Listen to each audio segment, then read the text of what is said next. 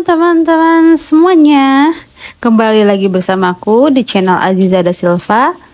Nah, kali ini aku mau bahas tentang prinsip etik keperawatan. Oke. Seperti biasa, aku akan berikan contoh soal hukumnya ya.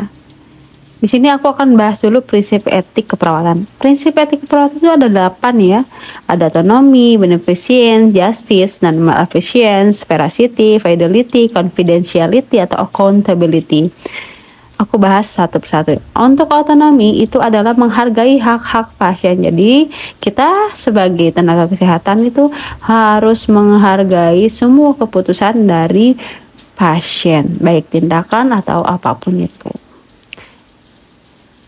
Yang kedua adalah beneficence. Beneficence itu berbuat baik, memberikan tindakan dengan menyusun rencana untuk memberi manfaat terhadap kondisi pasien.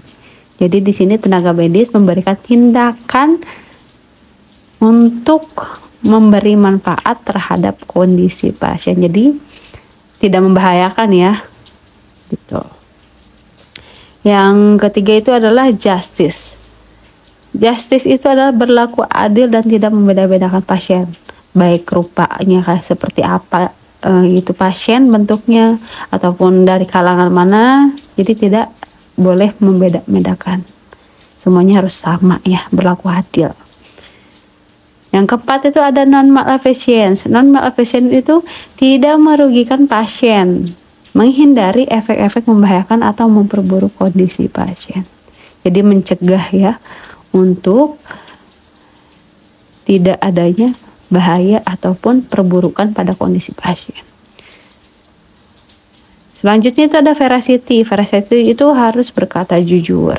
Fidelity itu menepati janji, ya, tidak boleh ingkar janji. Yang confidentiality itu menjaga rahasia, segala rahasia pasien, baik bentuk dokumen ataupun lisan. Gitu. Yang terakhir itu ada accountability. Accountability itu bertanggung jawab dan menjalankan sesuatu sesuai dengan SOP-nya. Jadi melakukan tindakan sesuai dengan standar operasional prosedur. Oke, kita lanjut saja ke soal pertama, soal hukum terkait prinsip etik keperawatan. Nanti kita compare ya dengan urutan prinsip etik keperawatan yang ada. Seorang ibu baru saja melahirkan bayi pertamanya. Ibu tersebut bercerita kepada perawat bahwa bapak biologis dari bayinya bukan suaminya saat ini dan meminta perawat berjanji untuk merahasiakan hal ini. Pada saat timbang terima, perawat tidak memberitahukan kepada kepala ruang dan perawat lainnya. Apakah prinsip etik yang diterapkan oleh perawat, beneficence, justice, dan maleficence, confidentiality, atau autonomy? Oke. Kita lihat satu persatu. Di pengkajiannya itu, jadi di sini ibunya bercerita kalau misalkan bayinya itu bukan anak biologis dari suaminya dan meminta perawatnya itu berjanji untuk merahasiakan. Dan si perawat ini itu sudah berjanji ya, maksudnya sudah melakukan hal itu. Dia tidak memberitahukan kepada kepala ruang dan perawat lainnya. Jadi nggak ingkar janji dia. Gitu. Jadi jawabannya apa di sini? Beneficence. Tidak mungkin ya beneficence, karena beneficence itu berbuat baik, memberikan tindakan kepada pasien untuk memberi manfaat terhadap kondisi pasien. Tidak. Berarti jawabannya A, salah. Untuk justice, justice itu berlaku adil, tidak membeda-bedakan pasien. Tidak juga. Untuk non-maleficence, non-maleficence itu adalah melakukan tindakan yang tidak merugikan pasien, menghindari efek-efek yang membahayakan. Tidak juga. Nah, untuk confidentiality adalah menjaga rahasia. Berarti jawabannya udah pasti D ya. Nggak mungkin autonomi. Autonomi kan menghargai hak-hak pasien. Jadi jawabannya adalah D, menjaga rahasia. Karena perawat ini sudah melakukan apa yang dikatakan oleh pasien tersebut, gitu ya. Perawat ini tidak memberitahukan bahwasanya si ibu ini mempunyai anak bukan dari suaminya. gitu. Jadi dia menjaga rahasianya ya, tidak mengetahui kepala ruang dan perawat lainnya. Oke, lanjut kita ke soal yang nomor kedua.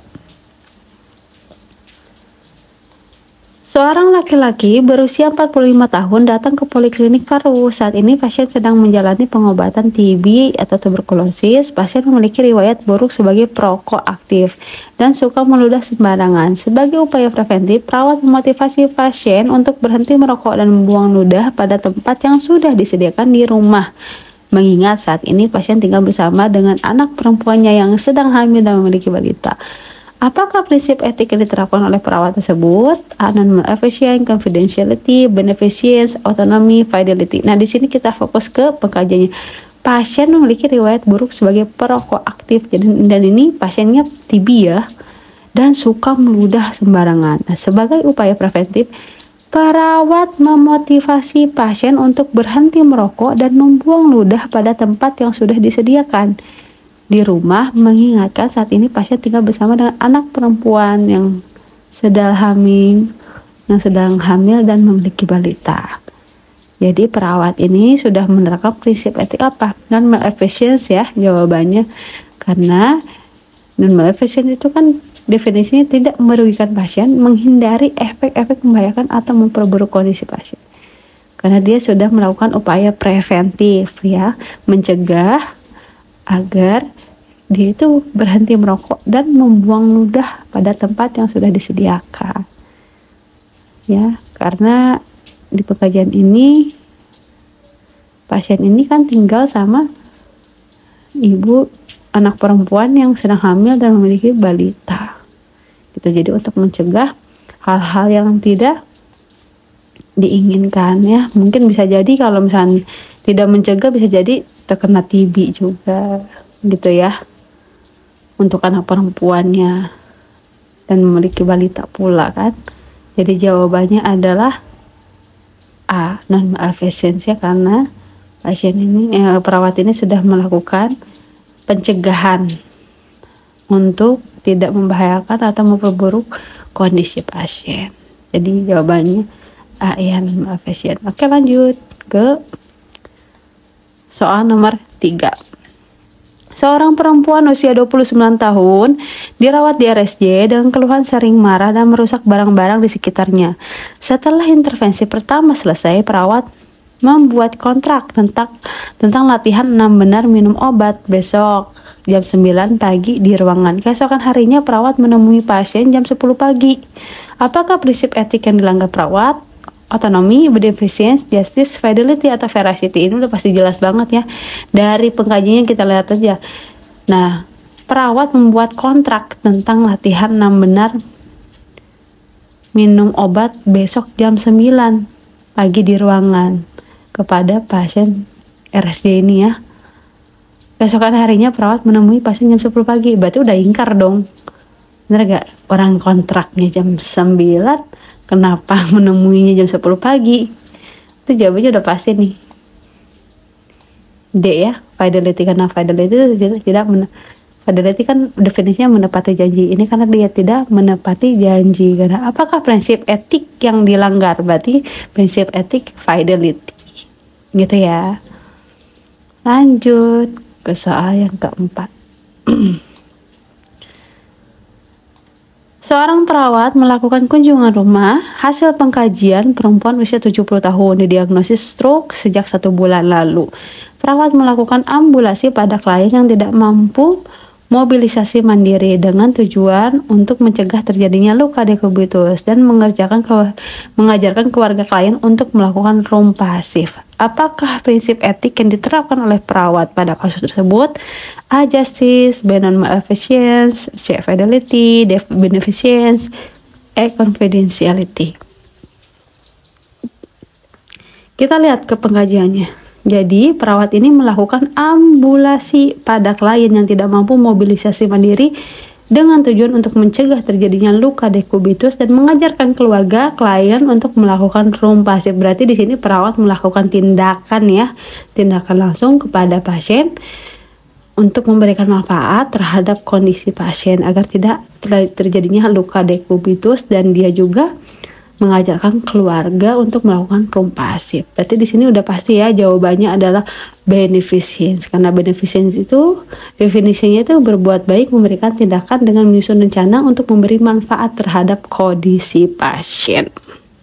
Jadi jawabannya adalah D ya, beneficence. Lanjut ke soal terakhir. Itu soal nomor 5 ya. Seorang perempuan usia 39 tahun dirawat di bangsal penyakit dalam dengan leukemia. Hasil pengkajian, klien mengatakan merasa lemas dan sesak setelah beraktivitas. Perawat membantu pasien untuk memenuhi ADL-nya. Ya, apakah prinsip etik yang diterapkan oleh perawat? A. Justice, B. Autonomy, C. Beneficence, D. Confidentiality, E. Non-maleficence. Ini udah pasti ya, di pengkajiannya kan klien mengatakan merasa lemas dan sesak setelah beraktivitas. Dan di sini yang dilakukan oleh perawat adalah perawat membantu pasien untuk memenuhi ADL. Jadi aktivitasnya semuanya dibantu oleh perawat. Gitu. Jadi jawabannya adalah C ya, beneficence. Karena dia berbuat baik, memberikan tindakan untuk memberikan manfaat terhadap kondisi pasien. Karena kan pasiennya lagi lemas gitu kan, dan sesak juga setelah beraktivitas, dan dia membantunya. Jadi jawabannya adalah C, beneficence. Nah, itu ya penjelasan dari prinsip etik keperawatan. Mudah-mudahan kalian paham, mengerti. Intinya kalian harus tahu sih satu persatu definisi dari prinsip etik keperawatan itu, baik autonomy, beneficence, justice, non-maleficence, veracity, fidelity, confidentiality, accountability, gitu ya. Cuma di sini mungkin kalian pasti bertanya-tanya, apa sih perbedaannya antara beneficence, ya, antara beneficence dan non-maleficence. Intinya beneficence itu perawat melakukan tindakan langsung kepada pasien yang sesuai dengan rencananya, ya, gitu. Dan itu guna untuk memberikan manfaat terhadap kondisi pasien, perbaikan kepada pasien. Sedangkan kalau misalkan non-maleficence itu perawat melakukan sesuatu yang tidak merugikan pasien. Dan hal itu menghindari efek-efek yang dapat membahayakan atau memperburuk kondisi pasien. Tadi aku udah berikan contohnya ya, antara beneficent dan non-maleficent. Jadi intinya kalau beneficent itu contohnya seperti perawat melakukan tindakan room aktif gitu kan kepada pasien gitu.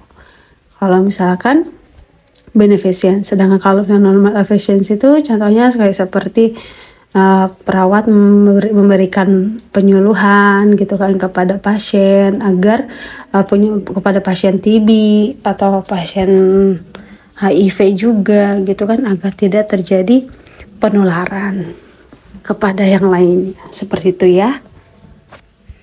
Oke. Mudah-mudahan bermanfaat. See you next video. Bye bye.